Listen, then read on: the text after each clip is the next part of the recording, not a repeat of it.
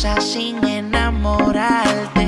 Quiero que te sientas cómoda si vamos aparte. Así como tú quieras te hago el amor. Y pa' mí, modélame, bebé, no Pinterest. Fuck, I had a song. I am Jada Abigail on Instagram and Snapchat and Twitter if you still use that. So whatever. Anyways, I want to play this song.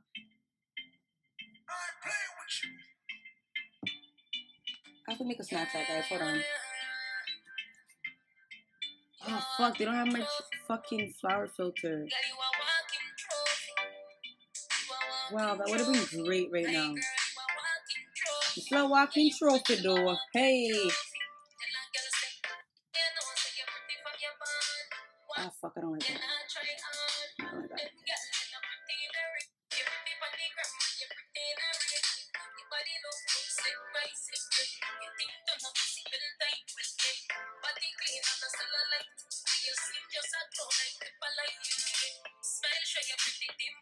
My dimple right here. Fashion over jeans, grip the ass, so you're pretty on the gram and you're pretty in a real life.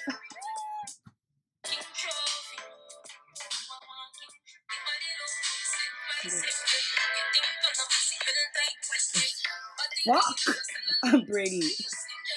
Anyways, but a lot of my friends and followers on Snapchat and Instagram have told me that I should start a YouTube channel. So here I go. I did a poll about 2 weeks ago. 2 weeks ago?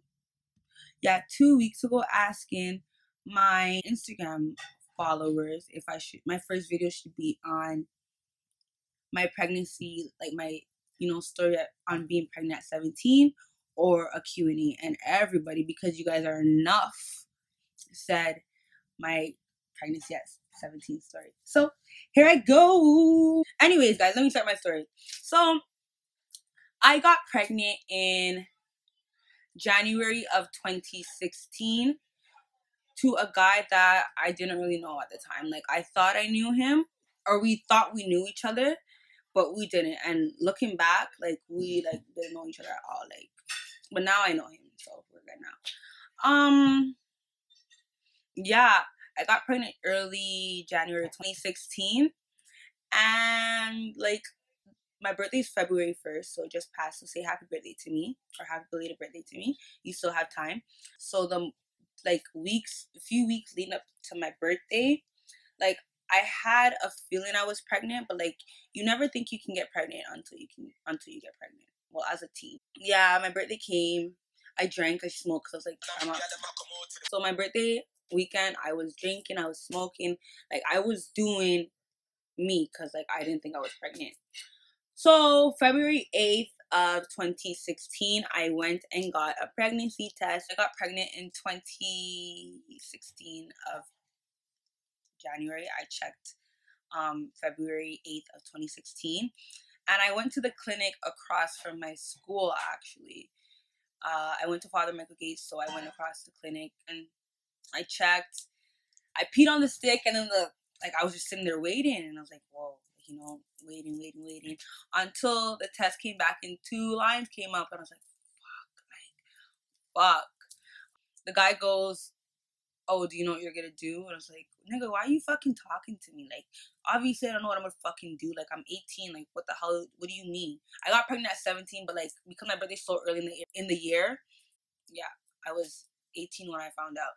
So the guy's like, oh, do you know what you're gonna do? I'm like, no, like, my nigga, I'm 18. What am I gonna do? Throw myself an early baby shower? Like, no. And then he gave me the papers for the abortion, adoption, all that, keeping it, all that stuff, help or whatever. And I put it in my bag. So I checked it during 4th period spare, actually. So yeah, I went back to school, and the first person I told was my ex-boyfriend. It sounds shady, but that's just the person I trusted at the time. Like, that's the only person I trusted. So I told him first, and I was crying or whatever, and he was just like, what are you gonna do? Blah, blah, blah, blah. Like, I took him out his class. Like, my nigga, I said, Snatch, you come in right here. I need to talk to you. So I told him, He's like, what are you gonna do? And I was like, I don't know. I was just crying or whatever. He went back into class. I went to my other two friends' classes, Georgia and Deidre. I went to their class. Yeah, so I went to their class, but like because they're a year younger than me, they were like they didn't have the opportunity to come out leisurely because I called my friend Stizzy and I was like, bro, like I'm pregnant. And then he's like, oh, for who? And I'm like, Daniel. He's like, I kind of knew it. You guys fuck a lot. And I mean, like, we did fuck a lot, but the cocky was good. So I don't know what you, like, it was good. Like, I don't give a fuck. I told Stefan, and then he didn't really know what to tell me because he was a guy. Like, he has a kid, but he didn't know what to tell me because he's a guy. He didn't have, like, a female perspective. So he called his best friend, or his friend at the time or whatever. And she was just basically like, she was just really encouraging. She was like, you're pretty, so your daughter's gonna come up pretty. And I mean, she did. So that's all that matters. Well, she looks like her dad, but she has my attitudes, and that's all that matters. She has my attitude. So we just had that conversation, and that same day, I went to my family doctor, and I went to confirm the test. I went there. I left my bag in my room. Zipped. Was it zipped up? So that my highlight is popping enough on this side. I went to the clinic and I checked, and she was like, yeah, you're pregnant. The due date's October 8th, blah, blah, blah, blah. So I went back home. As soon as I come back home in my room, my mom goes, oh, whose papers are these? I'm like, my friends. I said they were Georgia's, but they were mine. Like, I lied. I don't give a fuck. She does this. She goes like this. It wasn't this Bible. The Bible she used is in the living room. But she goes, she brings up the Bible and she goes, swear on the Bible. And I'm not going to swear on the Bible when I know I'm pregnant. Like, that would be my ticket into hell. Like, Shabai, you're going to hell by default. So I was just like, you know what? I'm pregnant. She goes, is it for Daniel? I was like, yeah. Before I knew it, I think that same night, she called my grandmother, she called my auntie, said Jada pregnant. And I was just in my room like, my nigga, like, I didn't want to tell you. Like, what are you talking about? Like, why are you going around spreading my business? Like, I just found out, like, She was never for the abortion thing. She was never for it. It was never her style. At one point, my grandma was for the abortion, but she was just like, you don't want to be sitting down 10 years from now, a year from now, saying, oh, fuck, I should have kept my child. What would my child be doing right now? And I think, in my opinion, when you look at abortion in that way, it kind of curves your mindset as to proceeding with the abortion. And it did that for me. Because I signed up, I had the money, I was ready to shoot. Like, the first time I found out, I was ready to shoot. And then after talking to my grandma and my mom and my aunt, they're like, you know what? Like, that kid didn't ask to be in this world. Like, you had unprotected sex, so you have to deal with the responsibilities. And you should never, ever play God with someone else's life. So I was just like, you know what? Whatever. But I still had my doubts up until, like, April, at least. I still was unsure about keeping the child. Yeah, it wasn't like... And I kept on, like... I took the prenatal pills and everything because I didn't want to not do what I was supposed to do. Like, when I decided to keep it, like, the baby wouldn't be healthy. So I kept on taking my prenatal vitamins. By the way, those are fucking gross. Like, in April of 2016, I decided to keep my child. And me and her dad, like, we were both young, so we both went back and forth with the idea of us keeping our kid. But, like, life being pregnant in high school, like, was the most... It wasn't bad. Honestly, I'm going to say it wasn't bad. Like, a lot of people, I don't know if it's because I was known around the school, I don't know what it was, or if I told people, I don't know what the fucking thing was, but a lot of people eventually knew I was pregnant, like, or, like, had an idea. But the people I hung around with, like, they weren't, like, they actually cared. Like, every week, like, I had someone, because I had an app on my phone where, like, every week I would check what my daughter was developing that week. And I remember my friend Sylvana, Sylvana, and she would, like, constantly be checking, oh, how's the baby doing? She wouldn't even say baby. She'd be like, how's my baby doing? How's this doing? She was coming up to me with names and everything. Like, Sylvana was ready. Like, honestly, me being pregnant in high school, and because I was in grade 12 and it was second semester, like, it didn't really bother me. Like, I got to walk across my stage across the stage with my graduating class. I got to throw my hat in the air, but you best believe I caught that right away because I paid for it and it's in my closet right now. Yeah, that was my life in high school. Even the teachers were so nice to me, like so nice to me. Like my one favorite teacher, and I go to my high school every now and then to check up on him, Mr. Osavi. Like he was so friggin' nice. Like every fourth period year, I'd go into yearbook class with my friends. Their teacher, Mr. Osavi, would like allow me in because I would help out with the yearbook even though I wasn't in class. Like I wasn't getting no credits, no nothing, but I was helping out because it was actually like a dope thing to do. Like I was putting in the quotes, I was doing everything. Like my grade 12 yearbook, I contributed. Like I basically made it. Not made it, but like I was a big factor. And even on the day of the yearbook exam, my friend Esther said that Mr. Osavi made a speech for me and said, he was like, even though Jada's not in this class, she did most of the work more than you guys. And, he just gave me a shout out. And when Esther told me that, I cried. I genuinely cried because, I cried. It honestly meant so much to me. And, yeah. And I remember Mr. Osavi, I was hiding my pregnancy from him because he was African and my grandpa was African. So I understand, certain, Africans, they're very, stern. And, young pregnancies and stuff don't really go well with them. So I was hiding it from him until one point he pulled me aside and was like, I know you're pregnant. I was like, I'm not pregnant. I'm just gaining weight. He's like, you're only gaining weight in your stomach. I was like, in my ass and my tits too. He was like, you're pregnant. And then he felt my stomach. He's like, why didn't you tell me? I was like, because, how am I supposed to come to you, a man that I respect, and say I'm pregnant? And I know your roots. You know what I mean? I'm not going to come to you and be like, sir, I'm pregnant. That's mad disrespectful. And I wasn't going to do it. But, that was my high school experience. It was mad. It was a good pregnant in high school experience.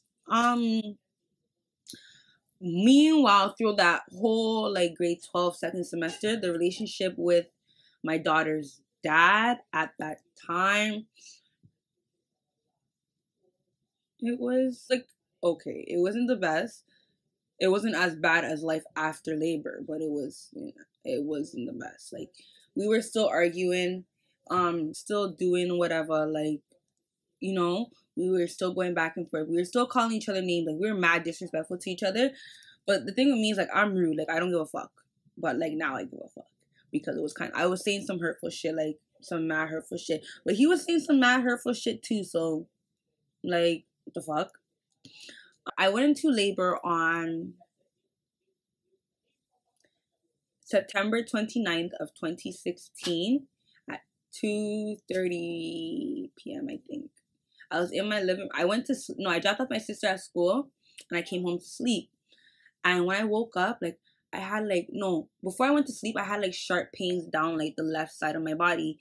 And I went to sleep and I was like, okay, maybe it's just soft or whatever. So I went to sleep. I woke up and the pains were still there, still there. It was still hurting, mad hurting. So I was like, you know what? Let me watch some Bad Girls Club and see if it will go away. Shit didn't go away. So I called my friend. I called friend that had encouraged me when I first found out I was pregnant. I called her. I was like, yo, fam, this is what's happening. My left side of my body's killing me. What's going on? And she's like, oh, it's probably nothing. It's probably nothing. So I was like, yeah, bet. You're probably right. Until the pain just kept on getting worse. I'm like, you know what? I'm not gonna sit here and something's wrong with my kid or something's happening or I'm in labor and I don't know. So I called the cab and I went to the hospital. I got to the hospital and I'm paying for the cab. My debit's not working. I don't know what the fuck happened. The money was in the account, but my card was just moving fugazi. So then I'm like, sir, my card's not working. I'm in labor probably. What do you want me to do? He goes, well, I don't know what to do. I'm like, my nigga, I'm in labor and you really be bothering me about $10 when you can just go pick up someone else and they can give you that money. Anyway, so he let me go. He's like, oh, I'm going to call you back when you're done labor and I'm going to ask for the money. I was like, okay, you do that. I gave him my number. Changed my number since then. So I got to the hospital. I went to labor assessment and I was in labor assessment from 3 o'clock to 7 that evening. or that day. And I went to the hospital and they had like the 2 bands around my stomach, one to monitor the contractions and one to monitor my daughter's heartbeat. Her heartbeat was like mad high, like mad high. Like at one point her heartbeat was like 200 beats per minute.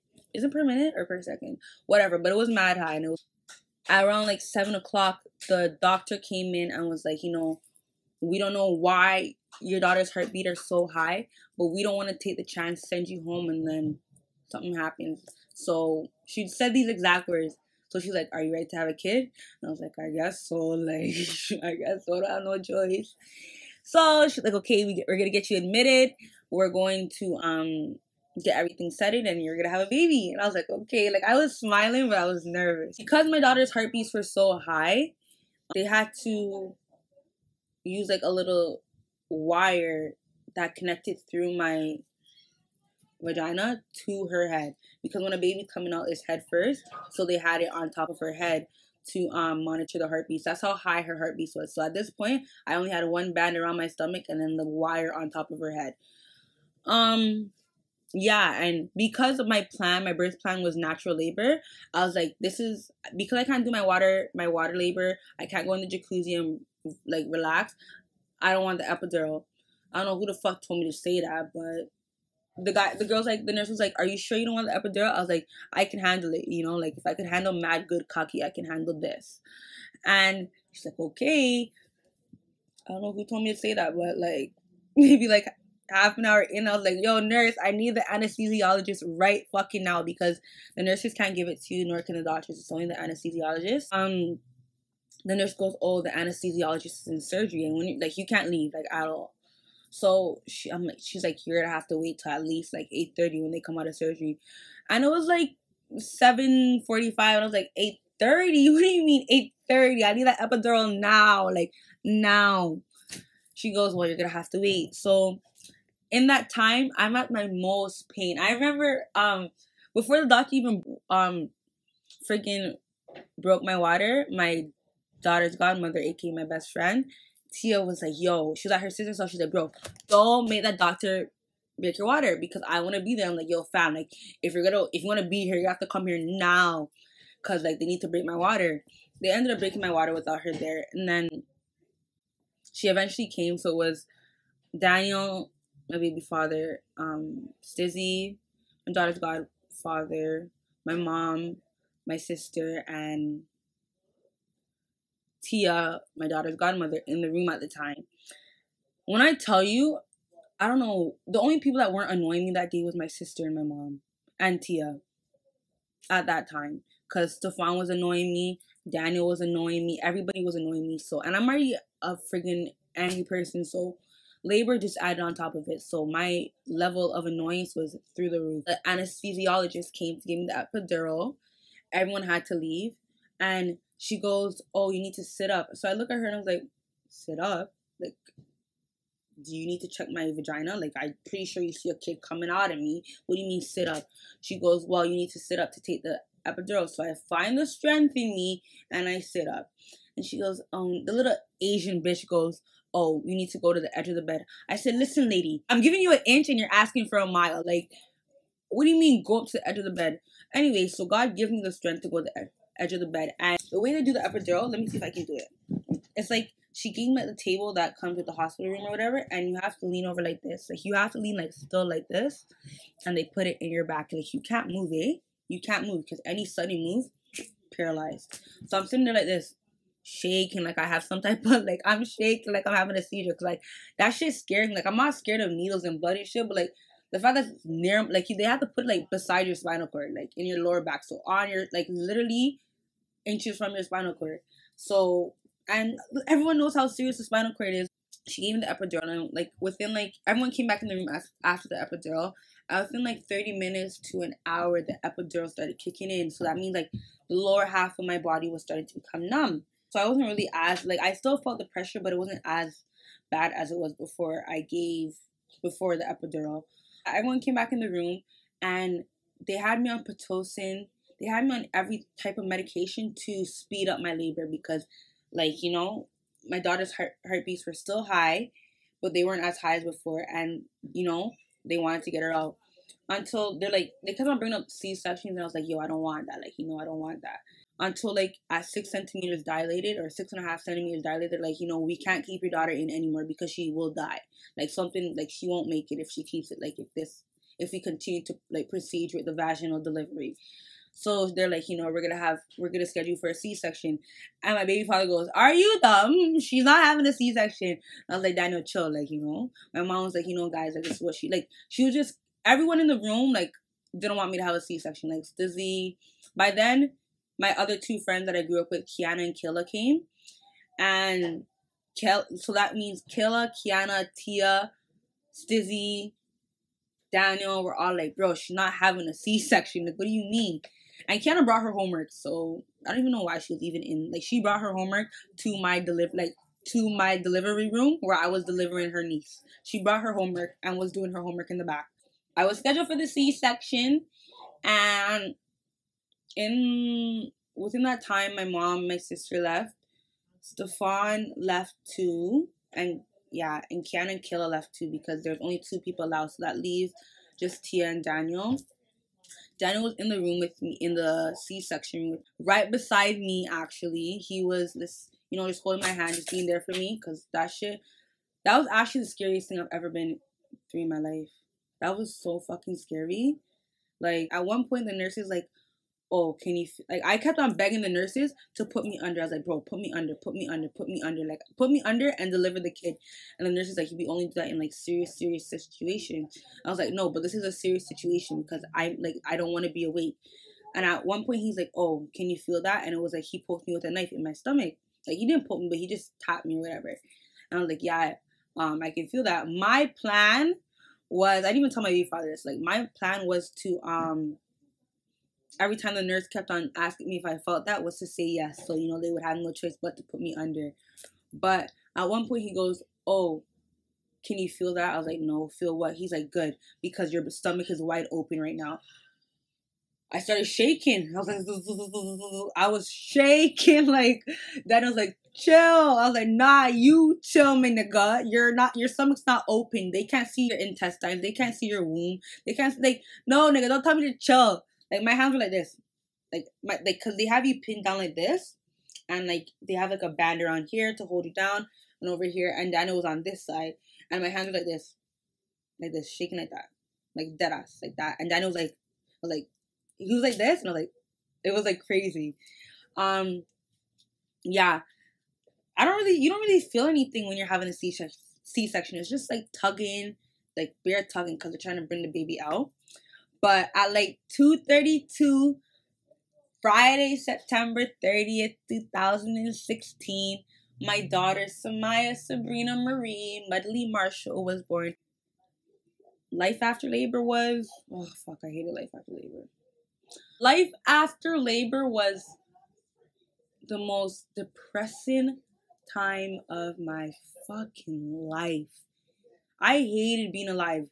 I hated it. Like, I hated being alive. Like, life after that, between like January of 2017 and like June, July of 2017, I hated life. Like, I wanted to kill myself, like, that ass. Like, I had like suicidal thoughts like all the time.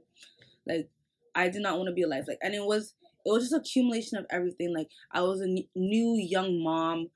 I was getting adjusted into it. Plus, this was the worst time for me, my baby father. Like, the worst time. Like, the utmost worst time. We hated each other. Like, hated each other. And we did, like, stupid petty shit on social media. But, like, I actually hated that guy.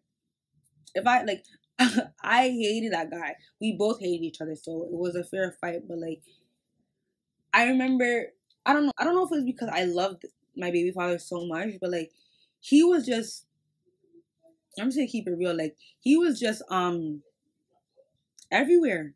Like, regarding girls. Like, it was like, this is how I felt. I felt like there was someone inside of me that was screaming, like, why isn't this guy noticing me? Like, I love this guy so much. Like, I was willing to do anything for this guy. If this guy needed $1,000, if I didn't have it, I was gonna get it for him. Like, if this guy needed fucking someone's head cut off, I was gonna cut it off. Like, that's how in love I was with this guy.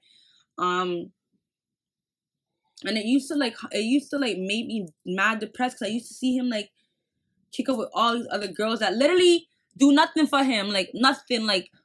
And I was like, bro, like you are so blind. Like you have a good person, like a good woman that is willing to do the above and beyond for you, and you're choosing these trash bitches. Like, I don't get it. So that was very depressing. Like, I thought, like, you know, I didn't have any value in his life. Like, I felt so low. I thought he didn't love me. He didn't care about me. Like, I thought if I were to kill myself today, he wouldn't even care. That, I'm gonna cry. I thought, that's what I thought. Like, I thought he didn't care about me at all. Like, I remember thinking of ways, like, you know, how to kill myself. That's how bad it was. Like, it was so fucking bad. Like, I felt like killing myself. Like, I felt so fucking low. I felt like everything that I stood for before being pregnant was just gone. Like, there was no meaning anymore. Like, I've never felt that way with a guy. Like, I've never been in that predicament with a guy. So that was a lot for me. Like, that was just new to me. Like, absolutely new to me. That was that. Like, and then what made it even worse was in April of 2017, my stepdad killed himself. He killed himself. Oh fuck. Holy crow, he killed himself by my house, actually. Like a river down on Port Credit. He killed himself. And that was, and it, as you can tell, it still is a very sensitive topic for me, because the day of he came to my house around like 11:30 at night and was knocking on my door, and I checked the people and I was like, Mom, you know, Andrew's here. And she's like, Andrew, we haven't spoken to, like, he stopped talking to us or being associated in my sister's life because I got pregnant or whatever the reason is, he stopped coming around. So my mom's like, what is he doing here? She opens the door and then he's just like, you know, how's compadre, which is me. He used to call me compadre, so that was his nickname for me. And then he's like, oh, how's the baby? Blah, blah, blah. And then he's like, my mom's like, oh, she's like, the baby's good. He's like, oh, what she have? And my mom's like, oh, a girl. And he asked to come in because I guess his grandmother died, and he was mad close with his grandmother. So that was a really depressing time for him. And because of everything that had happened and how my mom felt, she was just like, you know, no, you can't come in. So then she closed the door and he walked away, and I saw him walk into the elevator, and then he comes back, and then he knocks on the door, and I go, Mom, he came back to the door. He's back at the door. She opens it and he goes, oh, can I have a night's rest to stay? And he's like, my mom's like, no, I can't do that, Andrew, because, you know, my granddaughter's here, my 2 daughters are here, and, you know, I don't want Janae waking up and seeing you tomorrow morning thinking something and then you disappear again. So he left, and my window in my living room, it points out to Dundas and the path you have to walk to come in and out of my building. I saw him walking out, and I'll always have that vision in my head. Like, I'll always have that vision in my head. And yeah, like 2 weeks later, I remember I was gonna go file my income taxes, and I didn't know where the place was. So I called my mom, and she's like, oh, I can't talk right now. And she sounded very, like, you know, held back. She goes, oh, Andrew's dead. And I was like, what do you mean Andrew's dead? Like, no, he can't be dead. Like, what do you mean? I just saw him 2 weeks ago. She goes, he killed himself. And at that moment in time, I felt the whole world come down. The whole world come down. Like, at that moment, I was like, fuck. At that moment in time, I felt the whole world come down on me. Like, the whole world. Like, I've never felt so like week in my life. Like when it comes to father figures, I don't have anyone else. My dad don't talk to me because I got pregnant, and I don't give a fuck. He did nothing for me in the last 18 years, so I don't give a fuck. But like, yeah, he's my last remaining father figure. My two grandpas, they died within like 6 months of each other, less than 6 months of each other. 2 cancer, 1 to prostate cancer, 1 to colon cancer that turned out into lung cancer that killed him. So he was, you know, he was my compadre, and he killed himself. So yeah, April, May, June was the most fucking fucked up time of my life. And on top of my stepdad's situation, I had the situation with Daniel. So you guys would see why I would want to kill myself. You guys would see why I didn't want to live anymore. And the only two people that kept on pushing me to just fight was my daughter and the man above. I'm telling you, if God wasn't on my side, I would not be here. I would not be recording this video right now. I would have been 6 feet under, because that's how low I felt. Like dead ass. Like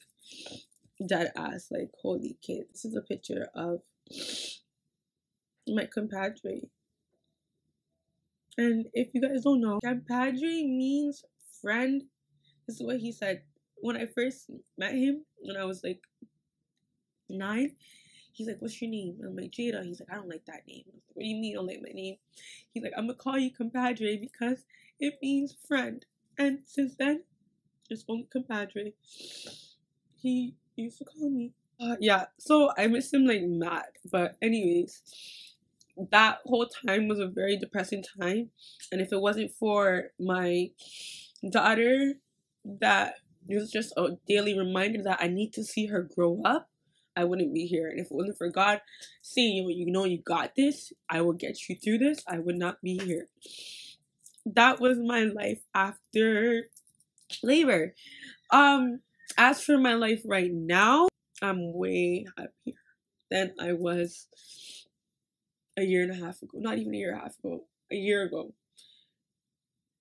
Actually, yeah, a year. Like, I was, this time last year, this is who I am. Like, this Jada and that Jada are 2 different Jadas. That Jada was like, I was so skinny. Like, that Jada and this Jada are 2 different Jadas. Like, I was mad skinny. Like, I remember, like, looking at my chest and I could see, like, I'm already skinny. So I remember looking at my chest and I could see my rib cage. Not my rib cage, but I could see the lines, like the bones. That's how skinny I was. Like, I wasn't eating. I didn't have any appetite. My mom would give me food, I would just push it away. And I wouldn't eat. And my arms were skinny. Even one of my friends from high school was like, bro, you're a skeleton now. And I was like, shut up. Like, you know, I thought I laughed it off, but I knew there was something wrong. Like, I knew that this wasn't Jada. And it wasn't until July 2017, that's when I found myself again. Like, I found who I want to be. I found what I value. I found what I stand for. Like, I found that, yeah, you know, I got pregnant at 17. Yeah, I want to be a teenager still. I still want to be in my youth. But I can get through this. I can still be that hot miffle. I can still take a girl man. Like, I remember who I was, and it's that. Like, I was the baddest. And now I still am the baddest. And that's why girls don't like me. But it's okay, boo-boo. I don't want to be the Jada that was suicidal. I don't want to be the Jada that was depressed. Like, I still have my moments where I cry over my stepdad. I do. I think about him every freaking day. Even up to last night, I was thinking about him. As for girls who are pregnant and that are viewing this, or who are pregnant and scared, pregnant and don't know what to do, who are thinking about getting pregnant at a young age, if you want to get pregnant at a young age, just make sure you know what you're doing, because being a young mom isn't like, it's not easy. Like, it's like literally, there's a lot. I didn't have problems with financial. Never had problems financially, but regarding postpartum depression, that was my major barrier in this whole pregnancy. Like, that was my major barrier. Still have my struggles with that, but that's something that I will heal over time. But as for the depression and the suicidal thing, like, God has helped me. And another person who has helped me was my girl Cardi B. Y'all may not believe it, but I've been rocking with Cardi B since Vine days. Like, since support. And everybody who knows me knows Cardi B has been my bitch. Like, my bitch. Like, I'm going to her wedding. I'm waiting for Offset and Cardi B to send me the invitation so I can get all glammed up with my Fashion Nova because I can't afford Givenchy and all that shit. But as for people who have had kids, who are pregnant right now, who are thinking about having kids, who just found out they had kids, who lost a kid at a young age, you can do it. Like, you can, don't let anybody tell you you can't do it. You can do it. You can be above the statistics. I went back to school a year from having my daughter. I went back to work 10 months after having my daughter. Either 9 or 10 months after having my daughter. I work now. I'm in school. I do me. I stay to myself. I get my coins. And I just live life. Like, just be happy. And how you live your life is a very important thing when you have a kid, because that's how you want them to live. You want to set examples that your kid may follow. And I don't set the best examples. I'm not no freaking role model, but I definitely do not do the same things I used to do when I was without a dependent. You know what I mean? Yeah, that's it. Like, if you need someone, if you're a young mom or you're pregnant or whatever and you need someone to talk to, you can message me. Like, I'll put all my social media handles. You can message me. Like, I will deadass keep it to you 100. Like, if you fucking with a whack nigga and that's your baby father, he gots to go. Take him to court, get child support, he gots to go. Because I'm telling you, you cannot change a man. You cannot change a man. It takes a man to change it. Like, it takes himself to change. This is a Jada I want you guys to see. This is the Jada I want you guys to see on my channel. I'm mad stupid. Like, I'm mad funny. I'm a mad chill girl, and that's who I want you guys to see.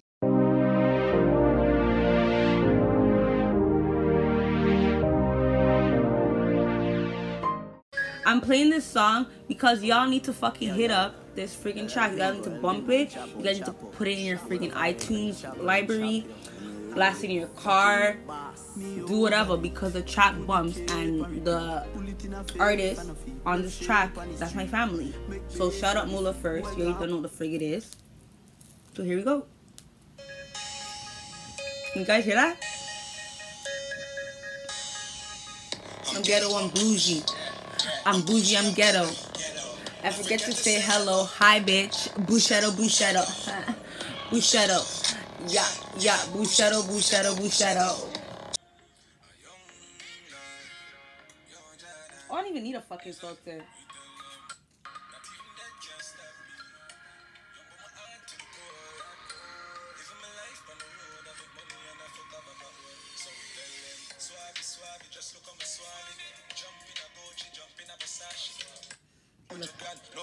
Wait.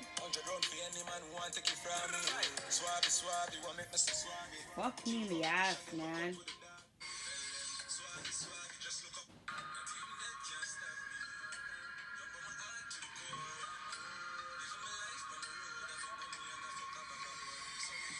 Bombo cata, so me pretty.